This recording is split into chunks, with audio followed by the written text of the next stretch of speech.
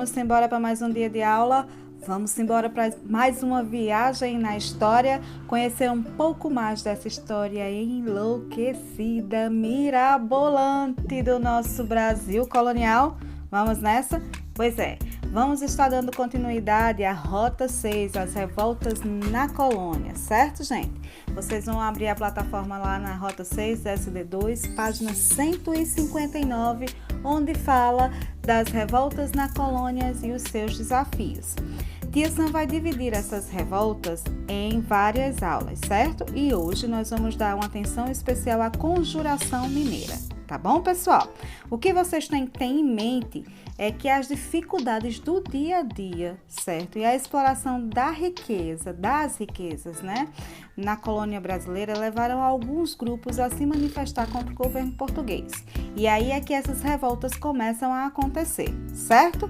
Hoje, nossa primeira aula irá falar de toda a história, detalhes de como foi a Conjuração Mineira. Estão preparados? Vamos embora!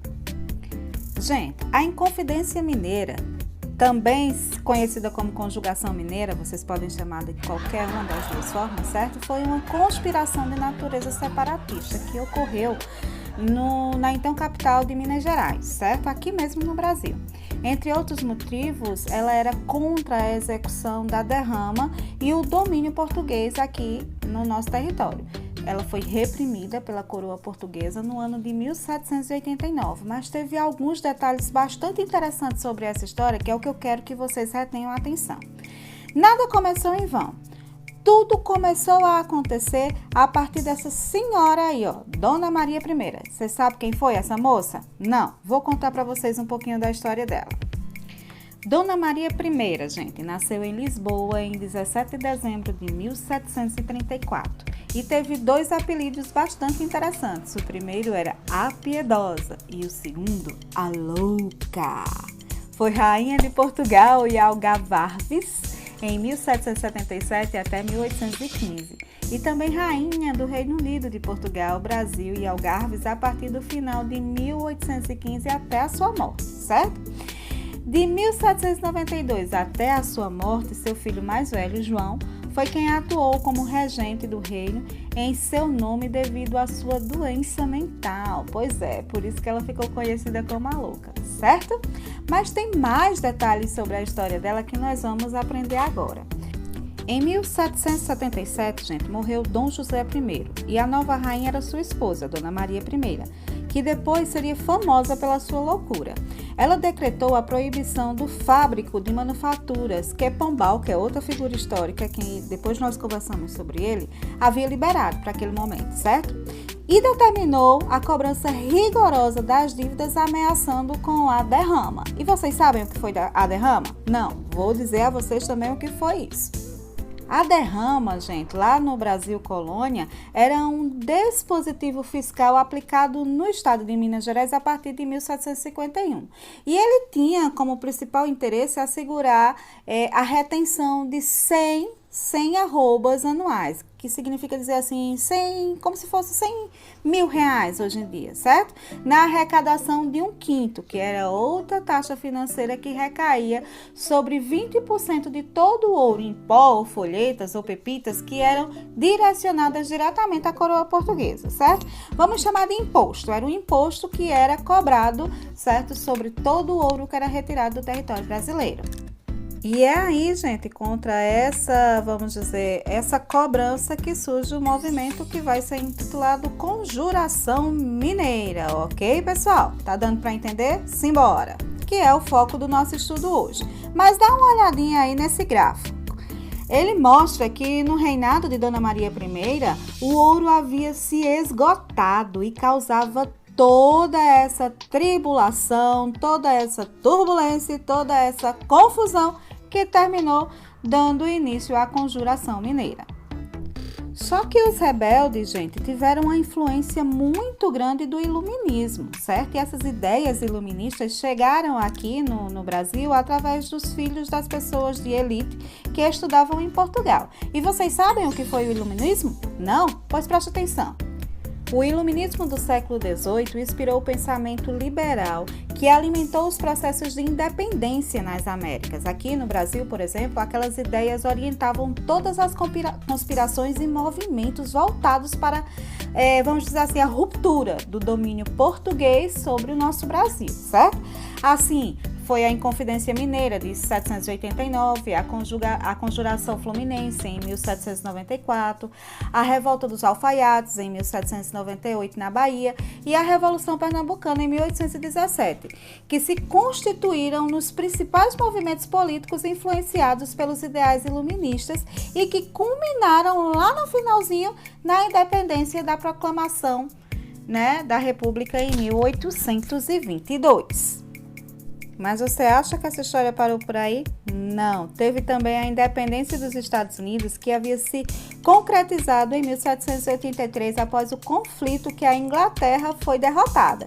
E isso aí mexeu mais ainda com a cabeça dos rebeldes, certo? Que seguiram a lógica de que era possível enfrentar e derrotar o Portugal como aconteceu lá nos Estados Unidos.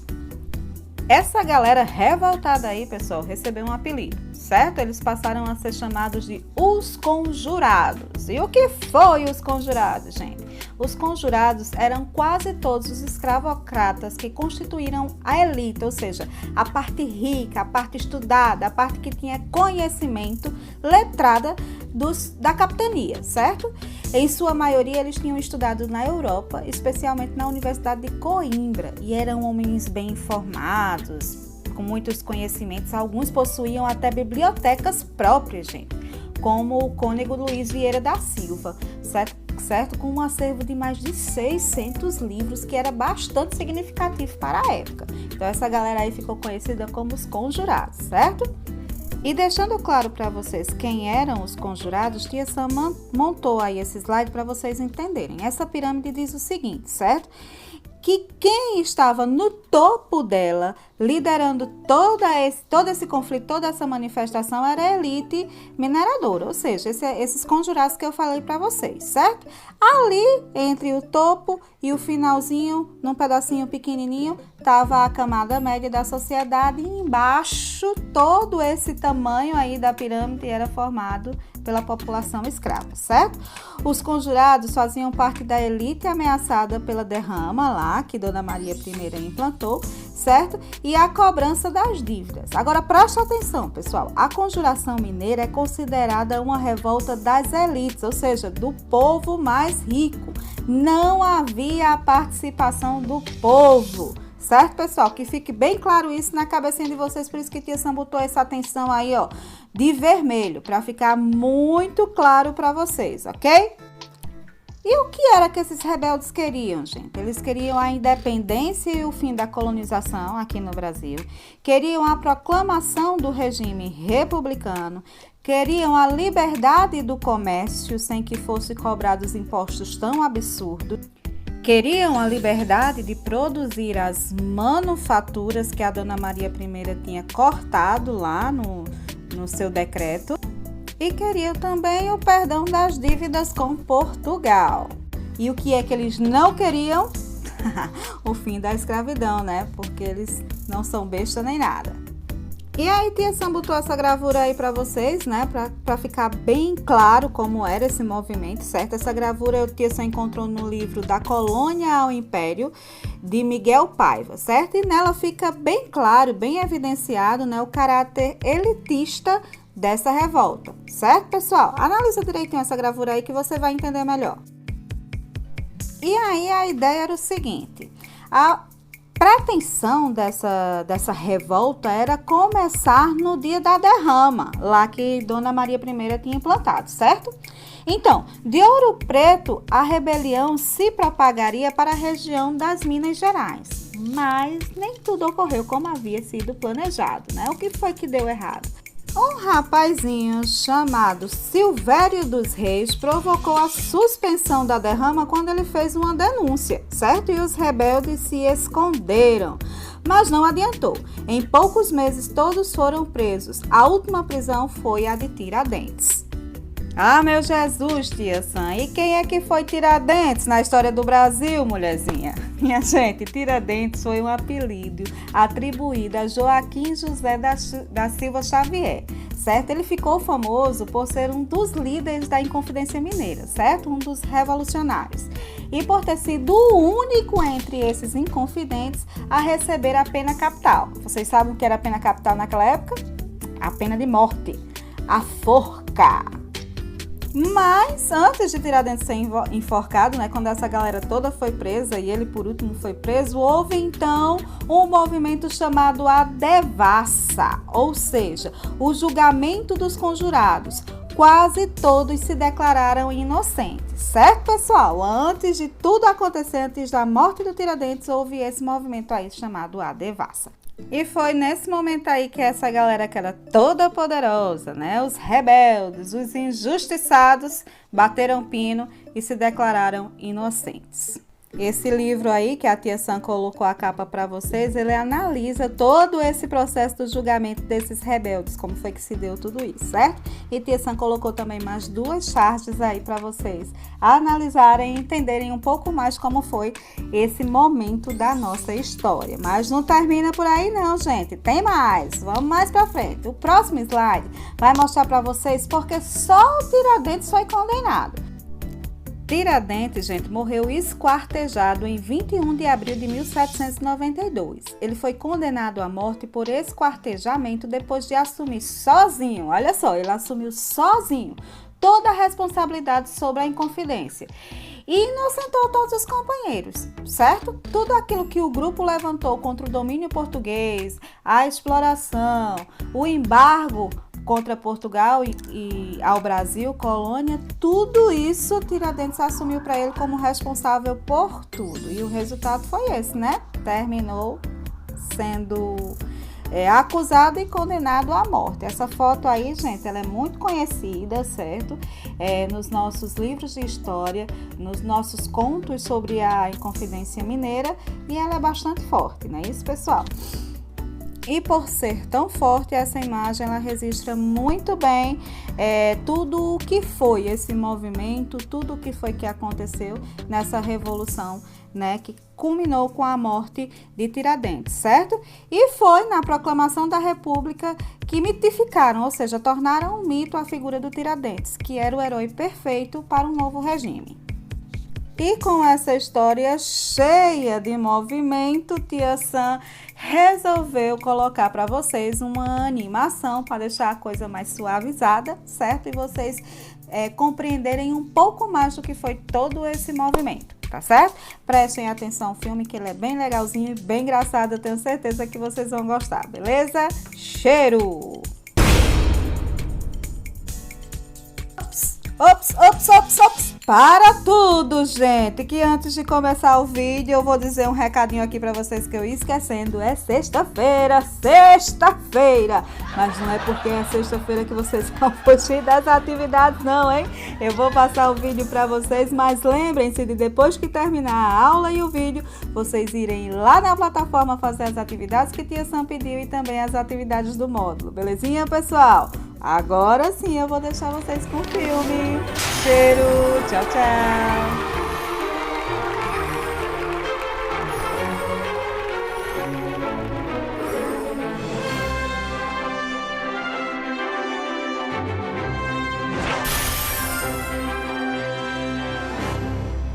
Boa noite, pessoal! Chegou a hora do programa cheio de velharias. Sou o Rex, seu amigo com milhões de anos. Hoje vamos falar de uma turma que, com seu jeitinho mineiro, tentou separar o Brasil de Portugal, da Terra do Ouro para a sua TV. Vem aí a Inconfidência Mineira! E para começar, vamos descobrir o que as pessoas da época tinham na cabeça. Bonjour! Que honra estar aqui! Honra para vocês, é claro. Afinal, eu estava na cabeça de todas as pessoas importantes da época. Ai, eu não aguento essa gente afetada.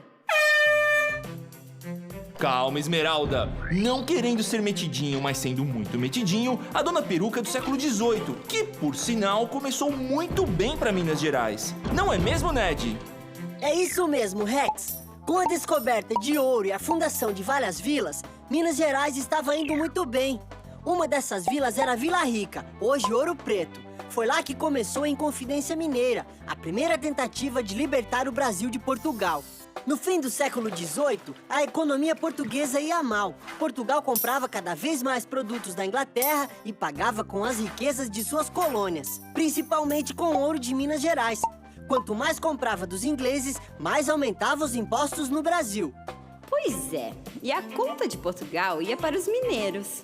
Eles tinham que pagar o quinto, uma taxa de 20% do total do ouro extraído. O quinto dos infernos. Claro que eles achavam isso um roubo e faziam de tudo para não pagar, enganando os fiscais portugueses. Como eu dizia antes de me interromperem, eu só andava com gente importante no século XVIII. Tá bom, madame, já entendemos. O Ramesses conhece melhor a sua história. Ah! É verdade? E uma verdade bem cabeluda. Ah! No século XVIII, era chique usar peruca. Coisa de pessoas importantes, como nobres, artistas e cientistas. Mas uma coisa que pouca gente sabe é que as perucas começaram a ser usadas para esconder a calvície. Sem contar os piolhos e outras nojeiras. Esmeralda, em Minas Gerais, como é que andava nessa época? Olha, gente, o governo português não era brincadeira, não. Para garantir o dinheiro dos impostos, ele decidiu que Minas Gerais deveria pagar, no mínimo, 1.500 quilos de ouro por ano. Quando não atingia essa quantia, acontecia a derrama. O povo era forçado a completar o que faltava. Todo mundo pagava, mesmo quem não tinha onde cair morto. Quem dirá ouro? Quem não deve não teme, e quem não tem nada deve do mesmo jeito. E agora, it's time! Chegou a hora do cara a cara com o Marechal. Fala aí, Marechal! Bem-vindos, telespectadores, a mais um Cara a Cara com o Marechal. Hoje com o ilustre desconhecido do passado, que foi minerador no século XVIII em Vila Rica, hoje conhecida como nossa querida Ouro Preto. Fala aí, ilustre, famoso eu já sei que não ficou mais. Ficou rico? Uai, sou. Fiquei rico não, pois todo o ouro que a gente encontrava ia direto no meu patrão. E quase todo o ouro que o patrão ganhava servia para pagar o imposto português, o tardo quinto. O que sobrava acabava indo para pagar a derrama. E depois desse trabalhão minerando, você não ficou nem rico nem famoso? Me diga uma coisa, como é que você fazia pra minerar o ouro? Uai, eu ficava quebrando pedra com a minha picareta aqui, ó. Eu bem que imaginava. E uma última pergunta pra terminar, se é que você me permite, Você já fez alguma picaretagem, Não precisa responder. Adeus, ilustre picareta, digo, desconhecido. E adeus, telespectadores de mais um Cara a Cara com o Marechal, o programa onde só eu sou famoso. Tá aí. Eu fiquei curioso sobre a reação dos mineiros quando Portugal cobrou esses altos impostos. O que foi que aconteceu? Fala pra gente, Ramona. Olha, os mineiros foram ficando cada vez mais insatisfeitos com a política portuguesa. E para piorar ainda mais o clima naquela época, as famílias brasileiras ricas enviavam seus filhos para estudar na Europa. Aqui eles conheciam obras dos filósofos, falavam mudar o mundo, com as ideias de liberdade, igualdade, fraternidade. Aí, viva a França! Adoro a França! Tantas histórias, ai, tantos amigos, a minha irmã. Ai, Mona, um beijo, mana, saudade de você. Esse assunto de família fica pra depois. Queremos saber o que estava acontecendo na Europa no século XVIII. Ai, Rex, que susto com essa campainha. Te amo, meu bem, olha. Na Europa havia um clima de muito otimismo. A medicina estava evoluindo, diagnósticos, cirurgias mais eficientes, várias descobertas. Descobriram até o planeta, o planeta Urano. Ele já estava lá, mas descobriram. Sem falar as invenções incríveis, como a máquina a vapor e a primeira bateria para acumular energia elétrica. Nada como as invenções do Léo, mas foi bem legal também. É hora de eletrizar os nossos ouvidos. Com vocês, Vitor Vitrola! Olá, caros ouvintes. Infelizmente, eles não ouviam Elvis. Em vez disso, ouviam música clássica, de primeiríssima qualidade. Agora, para o deleite de todos, vamos sacudir o esqueleto ouvindo um hit daquele tempo.